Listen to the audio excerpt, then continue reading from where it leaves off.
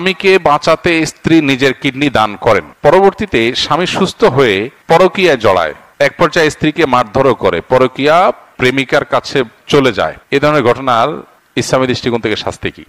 নিজের কিডনি দিয়ে বাঁচিয়েছিলেন স্বামীর জীবন, সেই স্বামী সুস্থ হয়ে জড়িয়ে পড়লেন পরকীয়া ও অনলাইন জুয়ায়। শুধু তাই নয়, স্ত্রীকে মারধর করে বাড়ি থেকে বের করে দিয়ে প্রেমিকার সঙ্গে বসবাস করছেন তিনি। আমার হাজবেন্ডকে না আমি আসলে আমার নিঃশ্বাস ভাবতাম, জানেন, নিঃশ্বাস ভেবে আমার মোবাইলে ওর নামটা না তারেক অক্সিজেন আমার এই নামে সেভ করা। এই দুনিয়াতে নিজেকে সবার আগে ভালোবাসতে হয়। সবচেয়ে বড় কথা হলো, এত বড় অকৃতজ্ঞ মানুষ, তার শাস্তি কি হতে পারে সেটা একমাত্র আল্লাহ তাআলাই ভালো জানেন। যে মানুষটা তাকে নিজের জীবন বাজি রেখে তার জীবন রক্ষা করলো, তার সাথে বেঈমানি বিট্রে করা, এটা সুস্পষ্টভাবে তার নেয়ামতের কুফরি করা। তার শাস্তি কি হতে পারে সেটা একমাত্র আল্লাহ তাআলাই ভালো জানেন। যে মানুষটা তাকে নিজের জীবন বাজি রেখে তার জীবন রক্ষা করলো, তার সাথে বেঈমানি বিট্রে করা, এটা সুস্পষ্টভাবে তার নেয়ামতের কুফরি করা। আর আল্লাহ তাআলা বলেছেন, ওয়ালা ইন কাফারতুম ইন্না আযাবি লাশাদীদ। আল্লাহর নেয়ামত, মানুষের অবদান, এগুলোকে অস্বীকার করা এটা আল্লাহর আযাবের কারণ। প্রথম কথা হলো, বিবাহিত মানুষ যদি জেনায় লিপ্ত হয় তাহলে তো ইসলামের দৃষ্টিতে সবচেয়ে নির্মম এবং করুণ শাস্তির কথা বলেছে। কেন ইসলাম এই ব্যাপারে এত সিরিয়াস? অন্য কোন অপরাধের বেলায় ইসলাম এত কঠিন শাস্তির কথা বলেনি।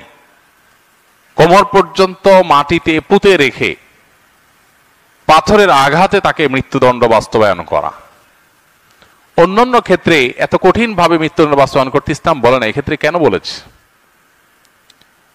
যদিও এই ধরনের শাস্তি বাস্তবায়নের ঘটনা সকাল বিকাল বা প্রতিদিন মানুষ, তার শাস্তি কি হতে পারে সেটা একমাত্র আল্লাহ তাআলাই ভালো জানেন। যে মানুষটা তাকে নিজের জীবন বাজি রেখে তার জীবন রক্ষা করলো, তার সাথে বেঈমানি বিট্রে করা, এটা সুস্পষ্টভাবে তার নেয়ামতের কুফরি করা।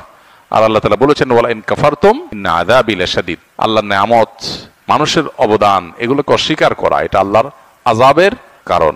প্রথম কথা হলো, বিবাহিত মানুষ যদি জেনায় লিপ্ত হয় তাহলে তো ইসলামের দৃষ্টিতে সবচেয়ে নির্মম এবং করুণ শাস্তির কথা বলেছে।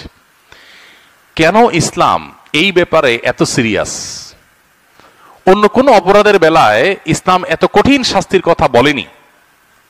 কোমর পর্যন্ত মাটিতে পুঁতে রেখে পাথরের আঘাতে তাকে মৃত্যুদণ্ড বাস্তবায়ন করা, অন্যান্য ক্ষেত্রে এত কঠিন ভাবে মৃত্যুদণ্ড বাস্তবায়ন করতে ইসলাম বলে না। এক্ষেত্রে কেন বলেছে? যদিও এই ধরনের শাস্তি বাস্তবায়নের ঘটনা সকাল বিকাল বা প্রতিদিন